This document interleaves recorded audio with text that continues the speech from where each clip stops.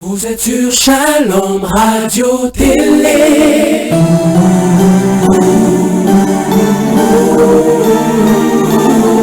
Shalom. Voici les grands gens. Wivine Mogoli.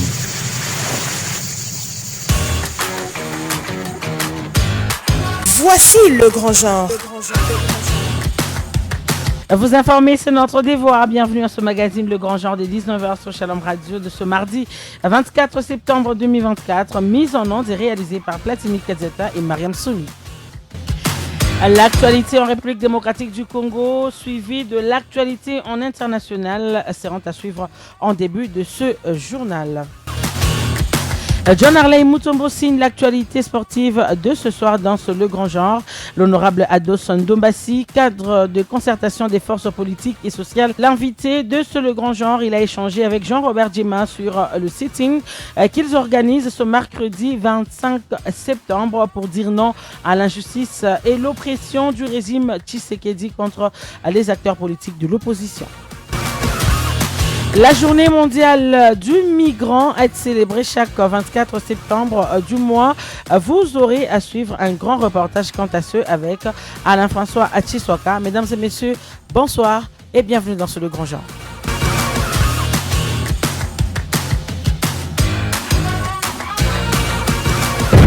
Grand genre, information.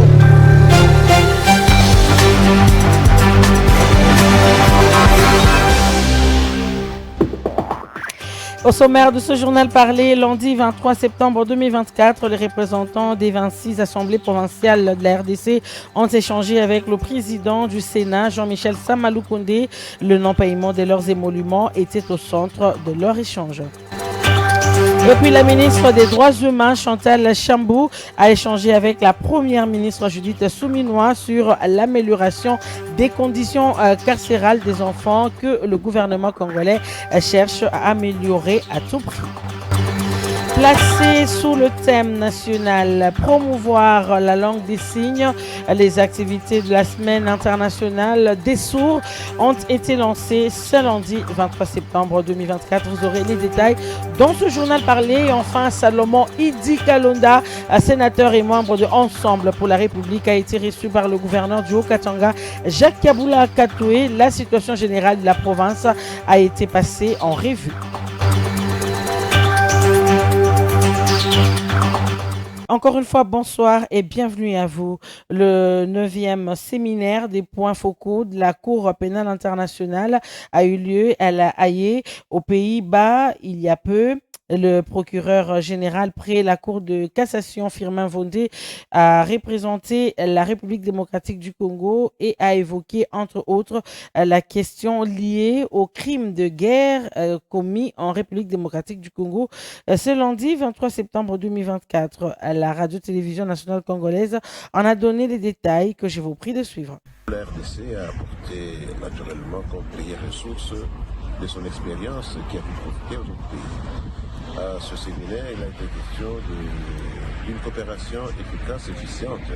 Les perspectives en termes de création des jours à venir, une cour pénale spéciale pour les Congo, pour pouvoir éradiquer les crimes indépendamment de l'errement des commissions, allant d'avant l'entrée en vigueur des statuts de Rome. Il s'agit ici de préciser l'engagement de son Excellence Monsieur le Président de la République à lutter contre l'impunité des crimes les plus graves. Et puis le gouvernement congolais s'engage à améliorer les conditions carcérales des enfants, à ce qui sous-entend la relocalisation temporaire des milieux carcéraux des enfants. Cela restaure l'entretien qu'a eu la première ministre Judith Souminois et la ministre des Droits humains Chantal Chambou lundi 23 septembre 2024. Des explications dans ce propos de la ministre des Droits humains tenue au sortir de l'audience. Suivez. Comme le premier président de la Cour de cassation vient de vous le dire, le gouvernement prévoit de rétablir les enfants dans leurs conditions normales, c'est-à-dire on va relocaliser temporairement les milieux carcérales, là où se trouvent les enfants, on va les mettre dans de bonnes conditions, on va les nourrir, les envoyer des psychologues et tout, donc il y aura une prise en charge respectable. les enfants doivent vivre dans la dignité. Vous avez vu, quand on a fait la tournée, nous avons constaté qu'il y a vraiment des conditions dégradantes et nous ne pouvons pas fermer les yeux. Le chef de l'État nous a instruits à régler ces problèmes et Madame la Première ministre vient de m'instruire d'aller chercher la solution et avant la fin de la journée que je puisse lui donner des propositions.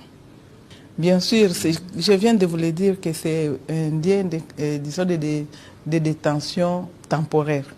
Donc, il y a cette volonté de construire. Et il y a des partenaires qui sont prêts. Nous sommes en train de sensibiliser partout. Et nous allons construire parce qu'il n'y a pas une autre solution. Vous avez vu, les enfants sont détenus dans des conteneurs rouillés. Il n'y a pas de toilettes, il n'y a pas d'eau, ils n'ont rien à manger. Donc voilà, c'est une situation que nous avons trouvée. Notre gouvernement vient de commencer, mais nous sommes en train de donner le meilleur de nous-mêmes pour améliorer les conditions que nous avons trouvées déjà déplorables. Autre chose, le vice-premier ministre de l'Intérieur, Jacques Machabani, a eu une entrevue avec la haut-commissaire adjointe en charge de la protection au Haut-Commissariat pour les réfugiés HCR lundi 23 septembre 2024. Les échanges ont tourné autour de la situation humanitaire qui prévaut dans l'Est de la République démocratique du Congo en ce qui concerne essentiellement les déplacés internes. On attend de son Excellence, bien sûr, une assurance de l'engagement continu du gouvernement congolais en ce qui concerne les obligations prises et les engagements pris dans le passé en ce qui concerne la protection des réfugiés qui se trouvent ici sur ce territoire, plus de 500 000 réfugiés, mais aussi bien sûr en ce qui concerne les personnes déplacées à l'intérieur du pays. Et puis le président du Sénat, Jean-Michel Sama Lukonde, comme je l'ai annoncé dans le sommaire, a échangé avec le représentant des 26 assemblées provinciales de la RDC lundi 23 septembre. Les échanges ont porté sur leurs arriérés de paiement, les problèmes des fonds d'investissement pour les exécutifs provinciaux et les questions des rétrocessions des fonds aux provinces. Je vous invite ici à écouter les explications de M.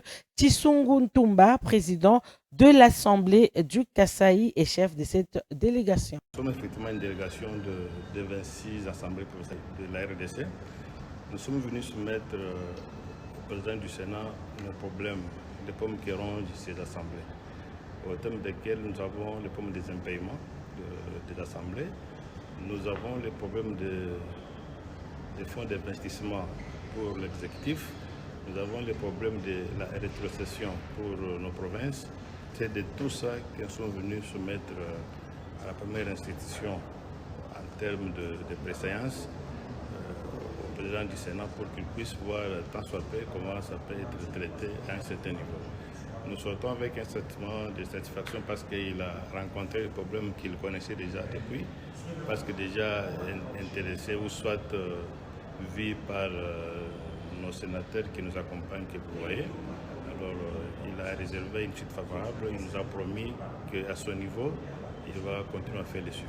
Et toujours au Sénat, et toujours ce même lundi 23 septembre, le speaker de la Chambre haute du Parlement a reçu le gouverneur de la province du Tanganyika, Christian Kitungwa.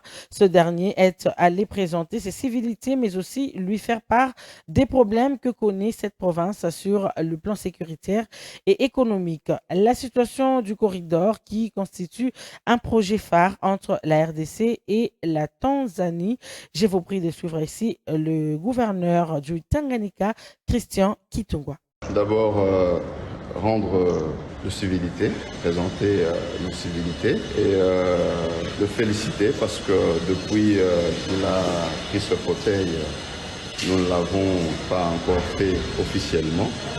Et aujourd'hui, nous venons de s'acquitter de cet agréable devoir. Et au-delà de ça, nous avons fait plus de 3 mois dans la province et on a eu à palper beaucoup de situations, bonnes et mauvaises, le problème de la province. Donc, sachant que le Sénat est l'émanation des provinces et nous sommes venus le rendre compte pour non seulement faire part de nos problèmes, mais demander à ce qu'il soit le porte-étendard, le pilier qui va être là pour défendre les intérêts de province et défendre nos problèmes. C'est dire notamment les rétrocessions au niveau des provinces, les rétrocessions et même pour les députés provinciaux, leurs émoluments et autres. Nous avons fait ces plaidoyers-là pour que ça soit quand même d'une manière régulière. Et donc par conséquent, nous avons brossé plusieurs situations, notamment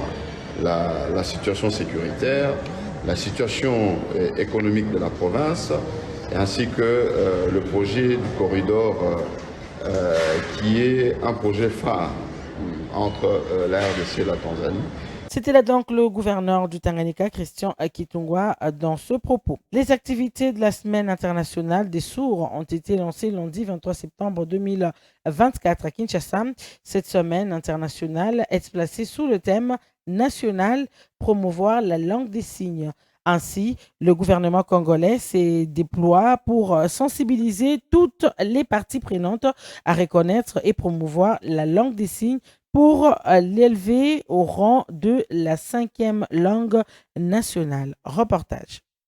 Victimes de stigmatisation, de préjugés et de marginalisation à cause de leur mode de communication avec les personnes entendantes, les personnes sourdes considèrent la langue des signes comme un cadeau du ciel pour briser cette barrière communicationnelle. C'est le sens qu'il faut donner à la célébration de la Journée internationale des langues des signes qui s'étend à la Semaine internationale des sourds. À l'occasion de cette célébration, le ministère en charge des personnes vivant avec handicap et autres personnes vulnérables a sollicité l'implication de toutes les parties prenantes pour favoriser et promouvoir cette langue dans tous les domaines, notamment la santé, l'éducation et la justice, mais aussi de reconnaître cette langue des signes congolais en faisant d'elle une 5e langue nationale à côté des Lingala, Swahili, Kikongo et Chiluba. C'est le secrétaire général au ministère des Personnes vivant avec handicap, représentant la ministre déléguée, qui a donné les go des activités qui ont été placées sous le thème national promouvoir l'inclusion par la langue des signes congolais. Il s'agit de l'engagement du gouvernement à promouvoir la vision sur l'inclusion sociale à travers la langue des signes. Les interventions entendues ont tourné autour de l'importance de cette langue des signes congolais dans plusieurs domaines pour favoriser l'inclusion sociale. Et pour finir, nous sommes en province. Le gouverneur du Haut-Katanga, Jacques Kaboula Katoué, a reçu en audience le sénateur Salomon Idikalunda lundi 23 septembre 2024.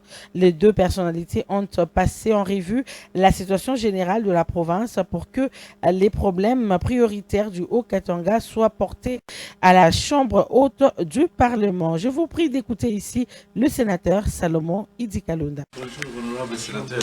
Comme vous savez, j'étais ici pendant les vacances parlementaires, mais le gouverneur n'était pas là. Et je profitais de ces séjours, de ces petits séjours pour le voir finalement. D'abord pour lui présenter mes civilités, parce que c'est l'autorité de la province.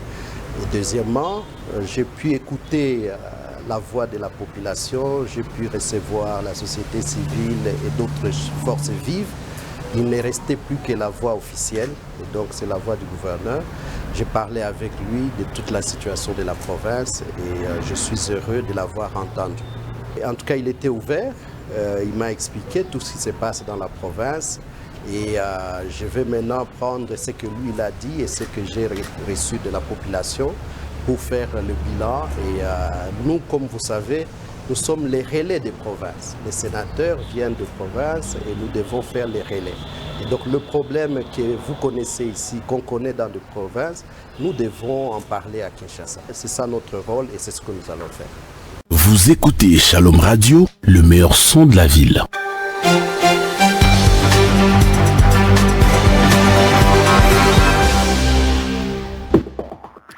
Et c'est la fin de ce journal parlé dans ce Le Grand Jour des 19h sur Shalom Radio. Merci à vous de l'avoir suivi et merci de rester avec nous pour la continuation de ce magazine informatif Le Grand Jour.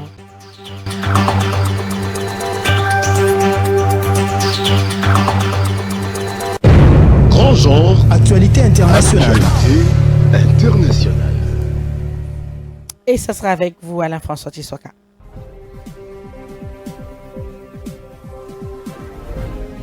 Bienvenue dans cette ronde des informations internationales qui commence par le Sénégal où la disparition d'Amadou Matar Mbow, premier africain directeur général de l'UNESCO qui est décédé. Amadou Matar Mbow, décédé ce 24 septembre 2024 à l'âge de 103 ans. Ce grand homme qui fut scout, combattant, enseignant, député, opposant, ministre de l'Éducation nationale, puis de la culture et de la jeunesse du Sénégal et qui deviendra le premier africain directeur général de l'UNESCO, aura traversé son époque avec dignité et grandeur, important au plus haut les droits et les valeurs culturelles de ceux que l'on réduisait alors au tiers-monde. Federico Mayer, qui fit son successeur à l'UNESCO, avait salué en lui un grand monsieur de ce monde. Au Tchad, 2 influenceurs politiques russes ont été interpellés à l'aéroport de N'Djamena. Ces 2 influenceurs russes proches du groupe Wagner, Maxime Chougaley et Samir Seifan, ont été interpellés jeudi 19 septembre lors de leur arrivée à l'aéroport de N'Djamena. L'information a été dévoilée samedi soir par le ministre russe des Affaires étrangères, puis confirmée par une source gouvernementale tchadienne. En Tanzanie, une manifestation de l'opposition bloquée et des dizaines d'arrestations. La police tanzanienne a arrêté les 2 dirigeants du principal parti d'opposition ce lundi 23 septembre, jour où une manifestation contre les disparitions des militants était prévue malgré une interdiction de la police. Ils ont finalement été libérés sous caution quelques heures plus tard.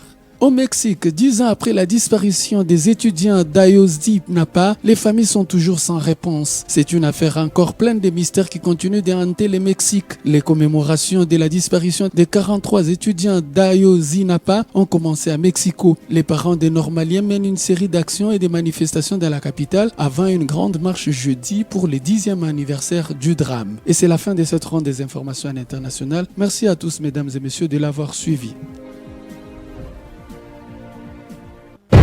Grand genre sport. Bonsoir John Arley Moutombo et bienvenue dans le grand genre des 19h. Bonsoir Evine et bonsoir à tous nos amis sportifs. À la une de l'actualité sportive ce soir. La Ligue des Champions et la Coupe de la Confédération s'apprêtent à entrer dans une étape importante de la saison et vous aurez à découvrir respectivement ce qui va devoir se passer tout au long de cette saison. Mesdames et messieurs, voici le journal des sports.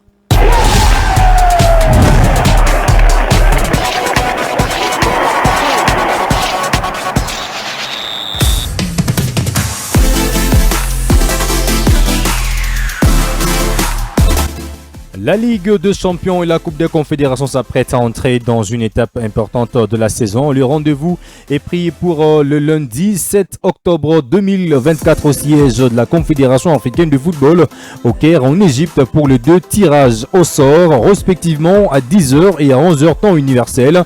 La République démocratique du Congo concernée par la Ligue des Champions à travers ses représentants qui sont le TP Mazembe ainsi que la formation de l'AS Maniema Union. Grand genre sport. Le tout-puissant Mazembe, après avoir franchi l'étape prochaine de la Ligue des Champions, a décidé de faire revenir quelques joueurs qui étaient déjà prêtés du côté de Don Bosco. Il s'agit de l'attaquant, il s'agit de John Bakata ainsi que de Glody Likonda et qui sont donc rappelés au sein de la formation de TP Mazembe. La décision a été donc prise par le coach principal, il s'agit bien de Lamine Ndiaye. Grand genre sport. Et retenez que pour le moment, pendant que nous vous informons, retenez que la République démocratique du Congo est en train de se produire du côté du stade Massamba Deba. Nous sommes au Congo-Brazzaville pour les éliminatoires de la Coupe d'Afrique des Nations U20 au niveau africain. Retenez que la RDC est en train de jouer contre la formation du Congo-Brazzaville pour ces éliminatoires de la première journée. Grand genre sport. Et on va terminer par cette information. Le coach de la formation, nous sommes du côté de Kisangani, l'entraîneur de Malekessa. Il s'agit bien de Kianga Toumba Miller qui promet de faire de l'équipe de Malekessa de Kisangani une nouvelle équipe. On rappelle, Kianga Muller est l'ancien léopard de la RDC. Il est passé par l'équipe de l'SV Club de Kinshasa, l'SV Club de Mbujima ainsi que l'équipe de Sangabalende. Cette fois-ci, entraîneur de la formation de Malekessa, il promet de renouveler cette équipe et redonner cette équipe le souffle de vie.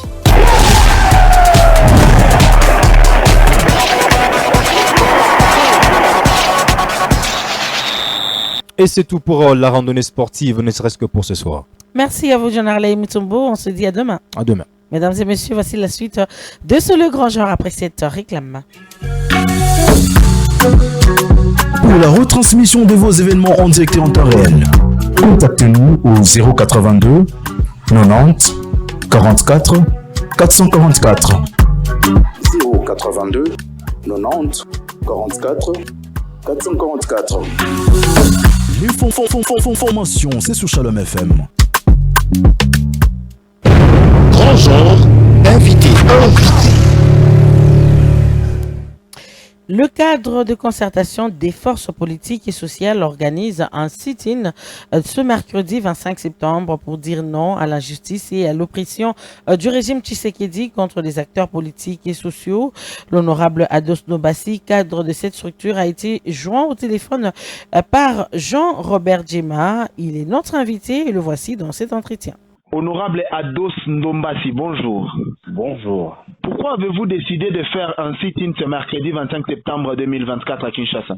Vous savez, depuis un certain temps, nous avons senti que la démocratie en République démocratique du Congo est en danger. Les libertés de certaines personnalités politiques sont arrachées par des services de l'ANER ou services de la DEMIAP. C'est pour cela que nous nous sommes dit, en tant que démocrates, qu'il était important de réagir le plus rapidement possible pour stopper cette hémorragie nette qui blesse la démocratie dans notre pays.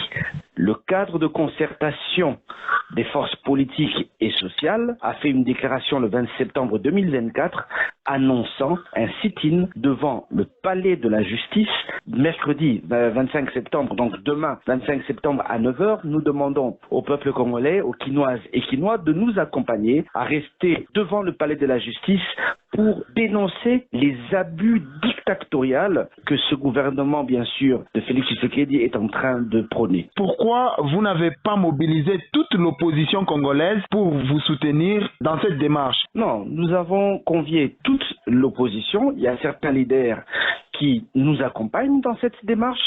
Certains, peut-être, n'ont pas le temps suite à quelques déplacements, mais sinon, nous avons convié toute la classe politique du côté opposition à nous rejoindre dans cette démarche. Je vous le dis, nous demandons la libération de Seth Kikouni, qui a été injustement arrêté déjà plus de 3 semaines que Seth Kikouni est dans les géoles de l'ANER. Seth Kikouni est devenu l'otage, bien sûr, de l'ANER. Nous demandons aussi la libération des prisonniers politiques tels que Jean-Marc Aboundou. Nous demandons la libération de Mike Moukebaï, mais aussi la libération, bien sûr, de Daniel Safou, qui est en ce moment aux arrêts dans les géoles de la DEMIAP depuis 2 semaines. Donc, nous disons non, non et non à cette dictature imposée par le pouvoir de M. Tshisekedi. Nous demandons aussi justice pour Jacques Ndala. Vous avez appris aujourd'hui ce qui se passe dans les cachots de l'ANER. L'ANER viole les opposants congolais. C'est une chose que nous ne pouvons pas accepter. Les crimes contre l'humanité sont perpétrés ici, dans les cachots de l'ANER. Il y a plusieurs témoignages récoltés qui prouvent à suffisance que l'ANER commence à violer ou à sodomiser, bien sûr, les opposants. C'est des choses que nous ne pouvons pas accepter dans un pays qui se dit démocratique. Donc aujourd'hui, qu'on se le dise, la République démocratique du Congo n'a plus rien de démocratique.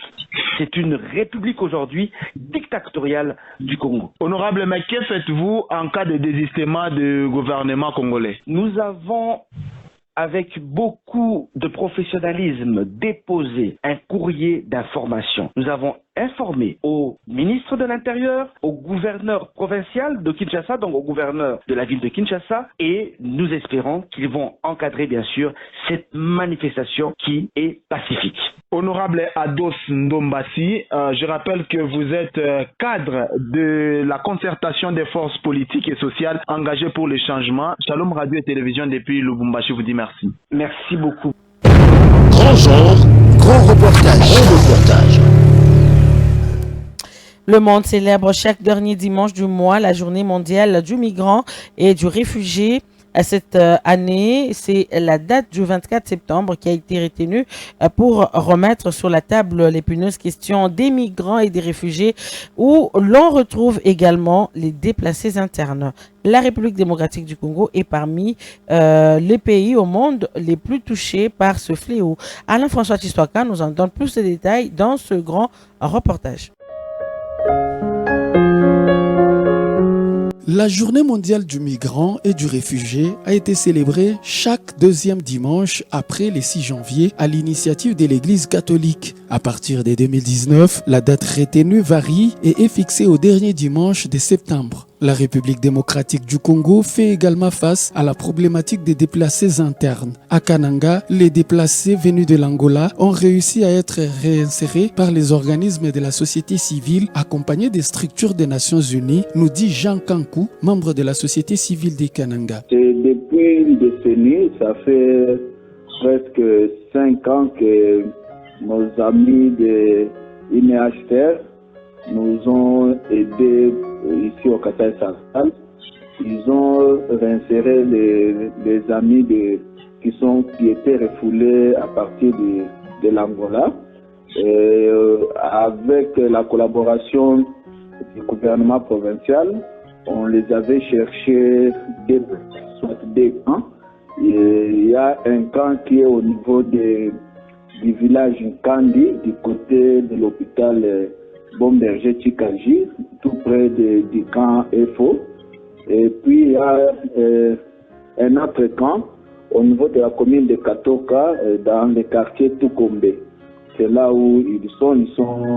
On les avait donné des places et pour le moment, eux-mêmes avec l'aide de nos amis de la MONUSCO, INHCR, ils ont quand même commencé à construire.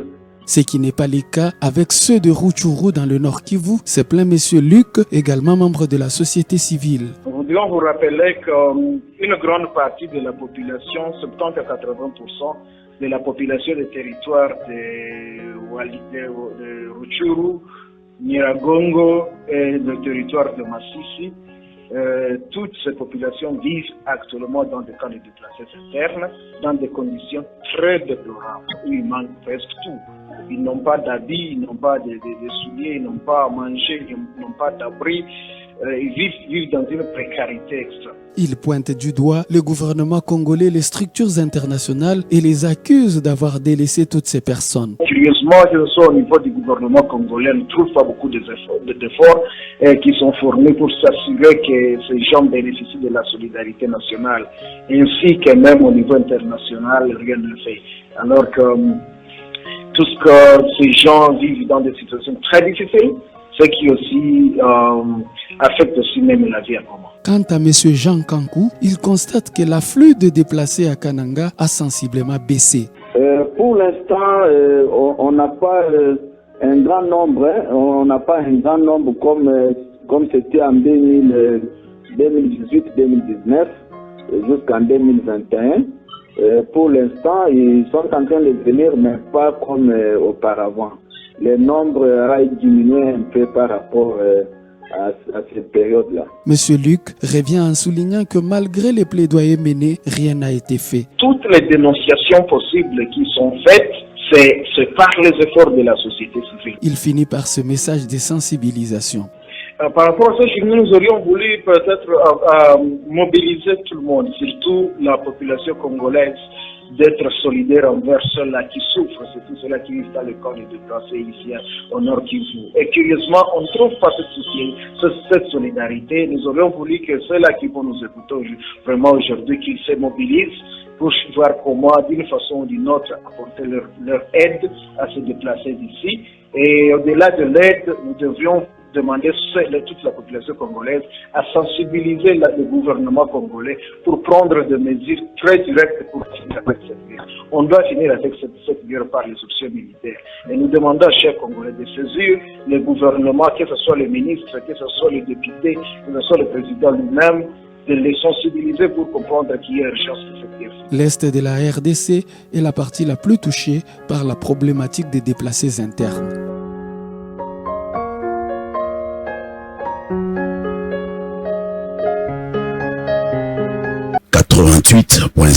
Enfin, une radio. C'était le grand genre. Et c'est la fin de ce grand jour des 19h sur Shalom Radio. Merci à vous de l'avoir suivi et merci de rester en compagnie de nos programmes. Platini Katiata a assuré la mise en onde et Mariam Tsouni était à la réalisation. Je suis Ville Mougoli Badessiré Safari. Je vous dis Shalom chez vous et que la paix du Christ soit notre partage. Au revoir et à demain soir. Inch'Allah.